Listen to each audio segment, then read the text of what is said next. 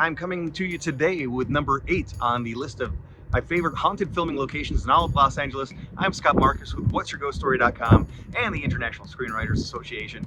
And a little bit more about the ISA at the end of this. In 1936, prizefighter Jimmy Bernstein purchased a decommissioned LA trolley car to set up shop across the street from a back lot to sell sandwiches out of. He did very well. It was a very successful business which ran, and a building grew up around this trolley car, but the trolley car itself is still in location with this building built around it now. It's one of my favorite locations in all of LA. It is the Formosa Cafe. Getting into its history in Hollywood as a filming location, it's had a lot more success more recently. The movie Swingers, Beverly Hills Cop 2, the Jim Carrey movie The Majestic, and perhaps most iconically, LA Confidential, were all filmed here. LA Confidential filmed a number of scenes here, but most iconically where Lana Turner is mistaken for maybe somebody that has a less prestigious job, we'll say. A hooker cut to look like Lana Turner is still a hooker. Hey! She just looks like Lana Turner. She is Lana Turner. What? She is Lana Turner. Now, it makes perfect sense that the Formosa Cafe would be used for a movie talking about crime in Los Angeles in that time period. And Lana Turner herself, she was seriously dating for a long time Johnny Stompanato, who was one of Mickey Cohen's muscle. He was probably the #1 right-hand man to a ruthless mob boss in Los Angeles. Famously, Johnny Stompanato was murdered, killed by Lana Turner's daughter, Cheryl Crane. And even though that's the official story, and I would say probably likely how it went down, there's a lot of mystery and intrigue and conspiracy around that story.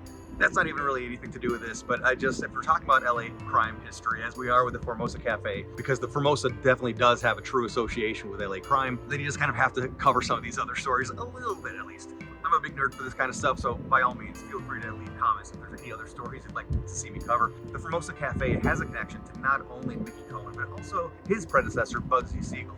How deep is that connection? We really don't know.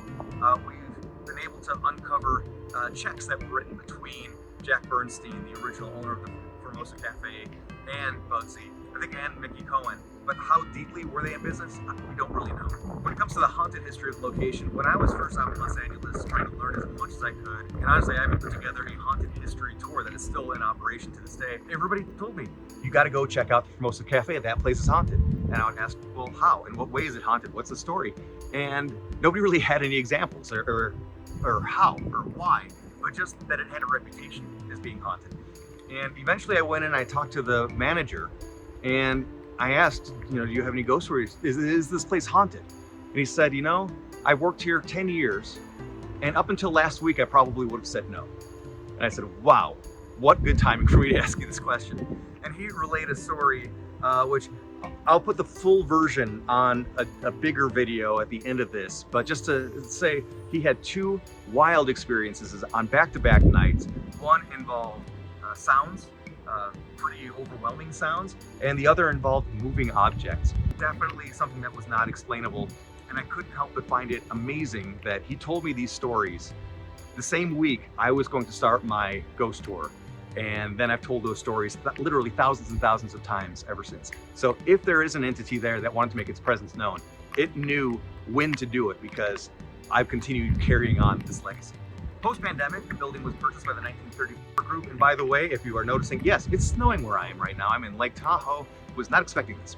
And when I set up the camera, they've reopened and activity has picked up a lot. I was in there not long ago talking to waitstaff, bartenders, hostess. They said that they are seeing a man in a dark suit hovering near the hostess station and walking towards one of the corners of the building. In that corner is where they have in the floor, you can go there today and see this, a safe embedded in the floor so people can go and look at it. That safe, however, was originally found in the back room, the manager's office. Now it's still an office back there. However, they've taken that safe out of there. And again, they put it up front. And ever since they moved that safe, it seems like the activity has picked up, including for the first time that I'm aware, seeing full-bodied apparitions. Again, of somebody looking maybe a little bit like Bugsy Siegel, or at least somebody from that era in a dark suit. So again, for me, regardless of the ghost stories, regardless of its history in some of my favorite movies, that's one of my favorite places to go in all of Los Angeles. Amazing food, great atmosphere, and just a deep Hollywood history because of its proximity to the back lot across the street, the lot. Now, I mentioned at the beginning of this that I work for the International Screenwriters Association, and if you are a storyteller, you should know who they are. And if you're a storyteller, get to know them and then find out how we can help you. This is a company that exists to help writers, help storytellers tell their stories, regardless of what level they're at, whether they're just starting out, whether they have a multi-picture deal. We can still try to be there to make connections for you, to answer questions, to give more education, because no matter where you're at in the process, it's always good to refresh your skills. There are contests, there are classes, there are live events in person, there are live events that are free on Zoom. We offer just about everything. And the idea is that we are the hub. We want to be that one-stop shop where we can handle any need you have. We can answer any question you have. And if you look around this massive site, networkisa.org, and you don't see your answer, let us know. We'll figure it out, or we'll just talk to you directly. We definitely want to be there as your ally in this very difficult process of being a storyteller for a career. As always, leave your comment about what haunted filming location you want to see on the rest of this list. I have my list, but it's not necessarily set in stone. You can persuade me. But thanks for watching, and happy Halloween.